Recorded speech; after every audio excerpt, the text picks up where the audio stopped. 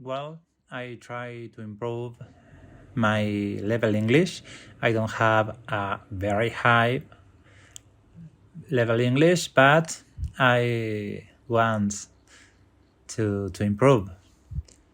And so, if you have a suggestions or a comment, make it.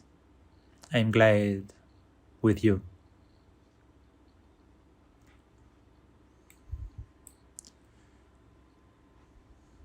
Alice in Wonderland, Chapter 1, Down the Rabbit Hole. Alice was beginning to get very tired of sitting by her sister on the bank and of having nothing to do. Once or twice she had peeped into the book her sister was writing, but it had no pictures or conversations in it. And what is to use of a book, thought Alice, without pictures or conversations? So she was considering in her own mind, as well as she could, for the hot day made her feel very sleepy and stupid, whether the pleasure of making a daisy chain would be worth the trouble of getting up and picking the daisies, when suddenly a white rabbit with pink eyes ran close by her. There was nothing so very remarkable in that, nor did Alice think it so very much out of the way to hear the rabbit say to itself, oh dear, I shall be too late." When she thought it over afterwards, it occurred to her that she ought to have wondered at this, but at the time it all seemed quite natural. But when the rabbit actually took a watch out of its waistcoat pocket and looked at it, and the hurried on, Alice started to her feet, for it flashed across her mind that she had never before seen a rabbit with either a waistcoat pocket or a watch to take to take out of it, and burning with curiosity, she ran across the field after it, and was just in time to see it pop down a large rabbit hole under the edge. In another moment, down went Alice after it, never once considering how in the world she was to get out again. The rabbit hole went straight on like a tunnel from some way, and then dipped suddenly down, so suddenly that Alice had not a moment to think about stopping herself before she found herself falling down what seemed to be a very deep well. Either the well was a very deep, or she fell very slowly, for she had plenty of time as she went down to look about her, and to wonder what's going to happen next. First, she tried to look down and make out what she was coming to, but it was too dark to see anything. Then she looked at the sides of the wall and noticed that they were filled with cupboards and bookshelves. Here and there she saw maps and pictures and hung up on pegs. She took down a jar from one of the shelves as she passed. It was labeled orange marmalade, but to her great disappointment it was empty. She did not like to drop the jar for fear of killing somebody underneath, so managed to put it into one the cupboards as she fell past it. Well, thought Alice to herself, after such a fall as this, I shall think nothing of tumbling downstairs. How brave they'll all think me at home. Why, I wouldn't say anything about it, even if I fell off the top of the house, which was very likely true. Down, down, down. But the fall never came to end. I wonder how many miles I've fallen by this time, she said aloud. I must be getting somewhere near the center of the earth. Let me see. That would be 4,000 miles down, I think. For, you see, Alice had learned several things of this sort in her lesson in the schoolroom, and thought this was not a very good opportunity for showing of her knowledge, as there was no one to listen to her. Still, it was good practice to say it over. Yes, that's about the right distance, but then I wonder what latitude and longitude I've got to. Alice had not the slightest idea what latitude was, or longitude either, but she thought they were nice grand words to say. Presently, she began again. I wonder if I shall fall right through the earth. How funny it'll seem to come out among the people that walk with their heads downwards. The antipathies, I think. She was rather glad there was no one listening this time, as it didn't sound at all the right word.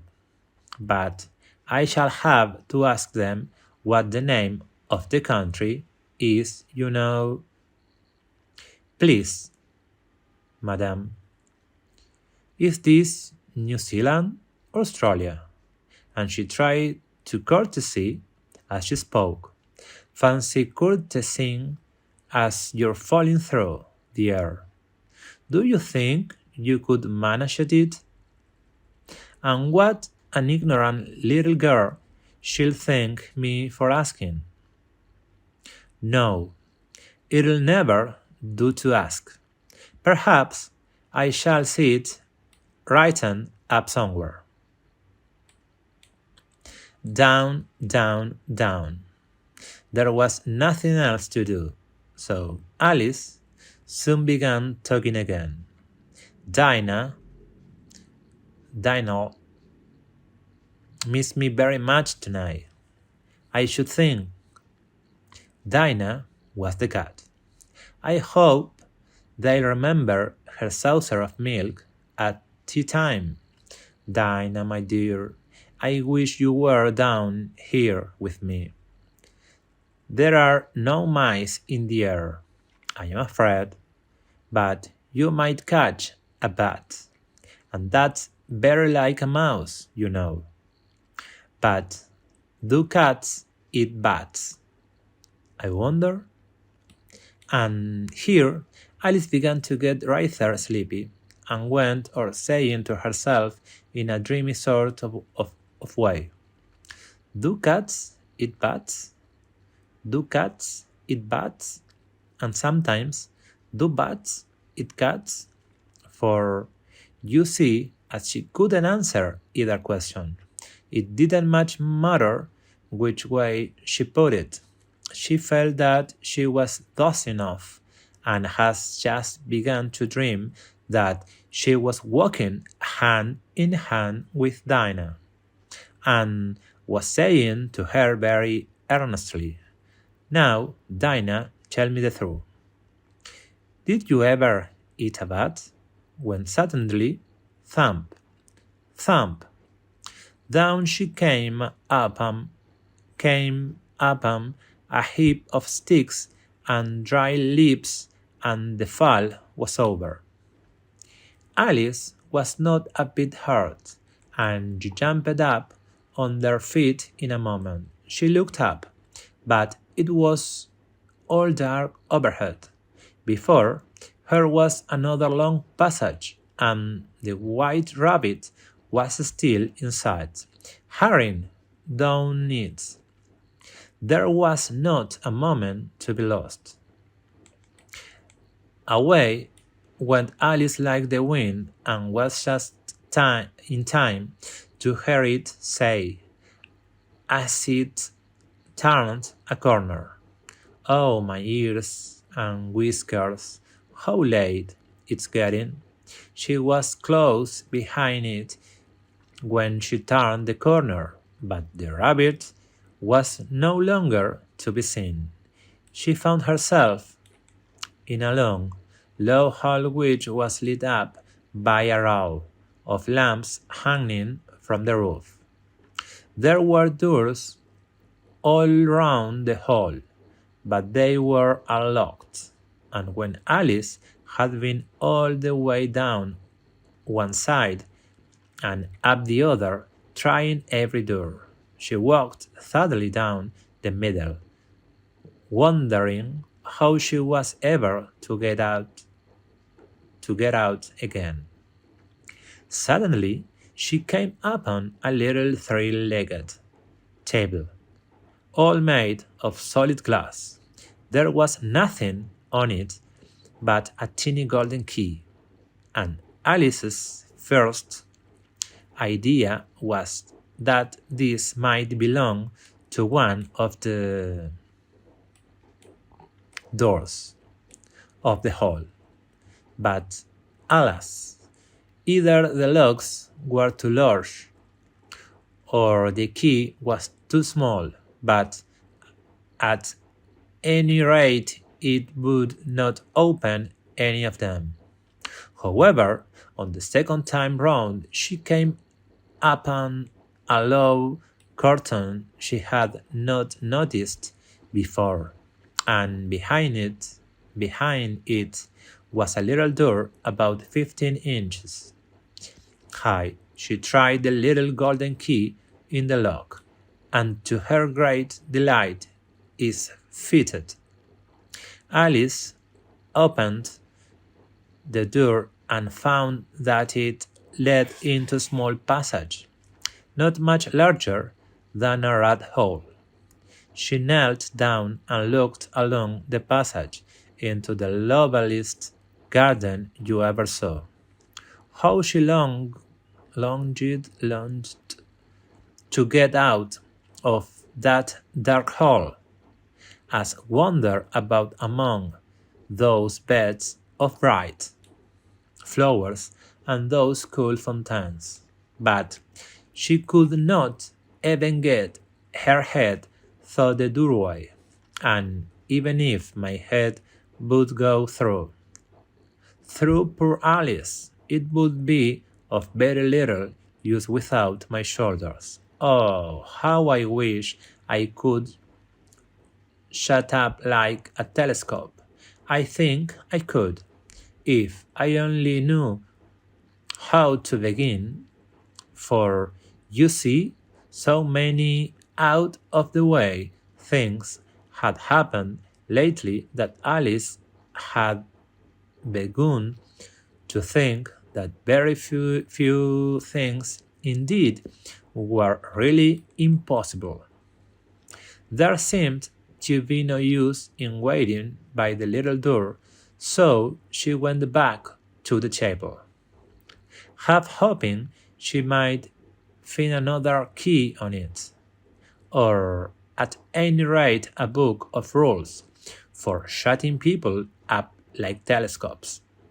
This time she found a little bottle on it, which certainly was not here before, said Alice, and tied round the neck on the bottle was a paper label with the words "Drink me" beautifully printed on it in large letters. It was all very well to say "Drink me," but the wise little Alice was not going to do that in a hurry.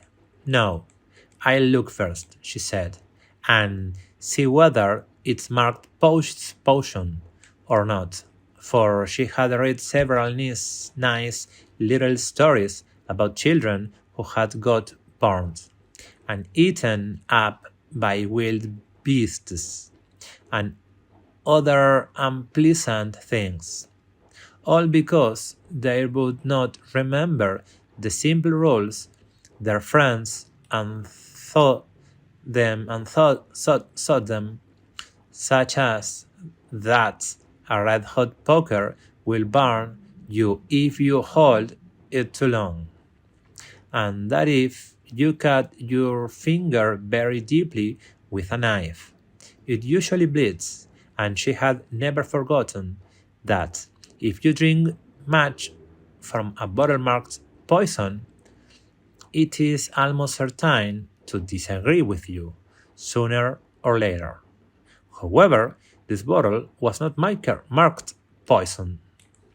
So, Alice ventured to taste it, and finding it very nice, it had, in fact, a sort of mixed flavor of cherry tart, custard, pineapple, roast, turkey, toffee, and hot buttered toast.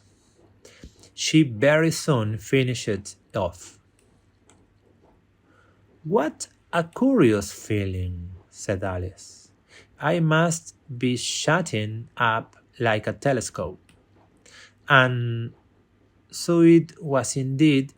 She was now only 10 inches high, and her face brightened up at the thought that she was now the right size for going through the little door into that lovely garden.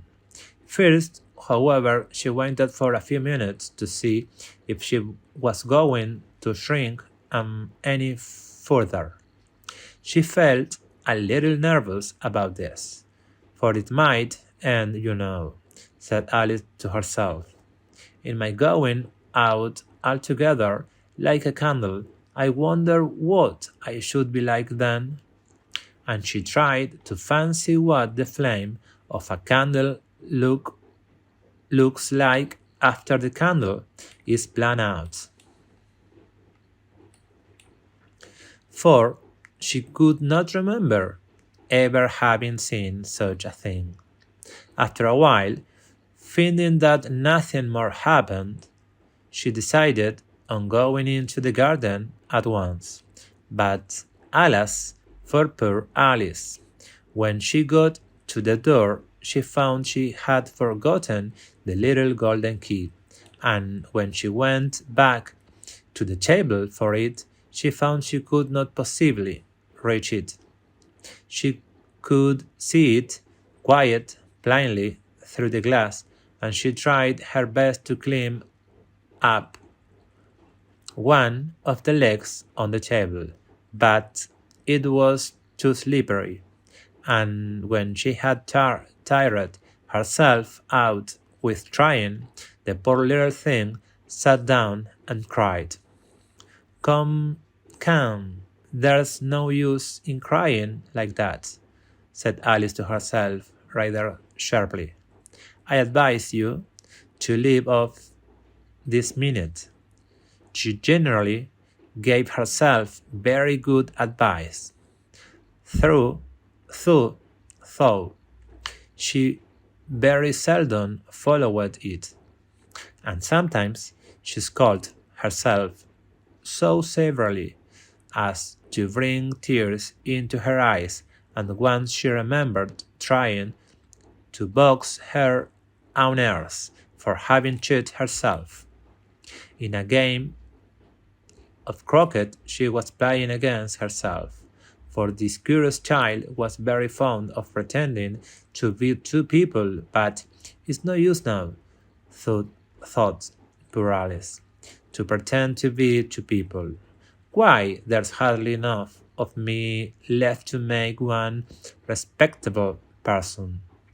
Soon her eye fell on a little glass box that was lying under the table. She opened it, and found in it a very small cake on which the words "Eat me" were beautifully marked in currants. "Well, I'll eat it," said Alice, "and if it makes me grow larger, I can reach the key, and if it makes me grow smaller, I can creep under the door. So either way, I'll get into the garden, and I don't care which happens." She ate a little bit, and said anxiously to herself, which way, holding her hand on the top of her head to feel which way it was growing, and she was quite surprised to find that she remained the same size. To be sure, this is what generally happens when one eats cake, but Alice had got so much into the way of expecting nothing but out of the way things to happen, that it seemed quite dull and stupid for life to go on in the common way. So she set to work, and very soon finished off the cake.